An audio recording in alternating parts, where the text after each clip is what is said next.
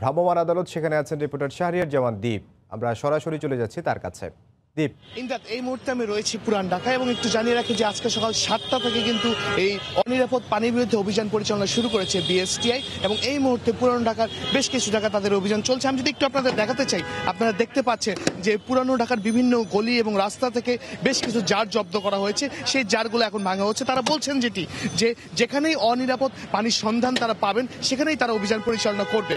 এবং আমরা আজকে দেখতে পেয়েছি সকাল থেকে তারা যে বঙ্গবাজার যে মার্কেটটি রয়েছে সেই মার্কেটের বিভিন্ন দোকানে তারা অভিযান পরিচালনা করেছেন এবং সেখান থেকে বেশ কিছু জার তারা জব্দ করেছেন এবং সেগুলো সকালে তারা ধ্বংস করেছেন। তারা বলেছেন আজকে বেশ কিছু কারখানাতেও তারা অভিযান পরিচালনা করবেন। এই মুহূর্তে বিএসটিআর একজন ঊর্ধ্বতন কর্মকর্তা আমার সাথে রয়েছেন। আমি যদি তার সাথে কথা বলতে চাই যে আপনারা তো বিশেষ অভিযানের অংশ হিসাবে এই অনিরাপদ পানির বিরুদ্ধে অভিযান শুরু করেছেন, তো সার্বিকভাবে আজকের এই অভিযানটি সম্পর্কে আমাদেরকে বলুন। ধন্যবাদ। আমরা আজকে দুইটা টিম, একটা টিম কাওরান বাজার থেকে শুরু করে বঙ্গবাজার হয়ে এখানে আসছি। এখানে ইংলিশ রোড আসি এখন। এই পর্যন্ত 1000-এর উপরে যার ধ্বংস করা হয়েছে। এটা আসলে যার ধ্বংসের পাশাপাশি জনগণকে অ্যাওয়ার করা, এই যে অবৈধ প্রতিষ্ঠান, অবৈধ লেবেলবিহীন জারের বিরুদ্ধে অভিযান, সাধারণ পাবলিক অ্যাওয়ার না হলে এটা বন্ধ করা যাবে না। সুতরাং আমরা এই সাধারণ জনগণকে জানানোর জন্য এই অভিযান চলমান থাকবে যতদিন না এটা বন্ধ হবে।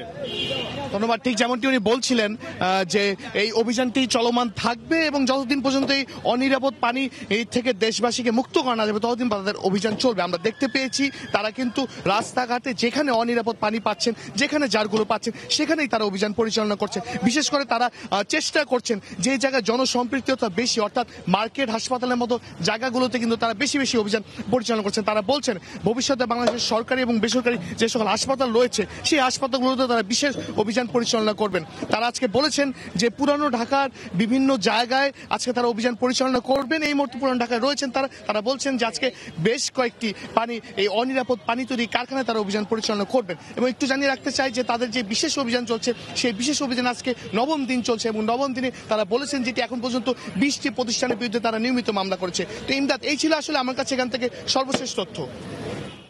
রাজধানীর পুরান ঢাকায় ভেজাল বিরোধী অভিযান পরিচালনা করছে বিএসটিআই এর ভ্রাম্যমাণ আদালত। সেখান থেকে আমাদের সাথে যোগ দিয়েছিলেন রিপোর্টার শাহরিয়ার জামান দীপ।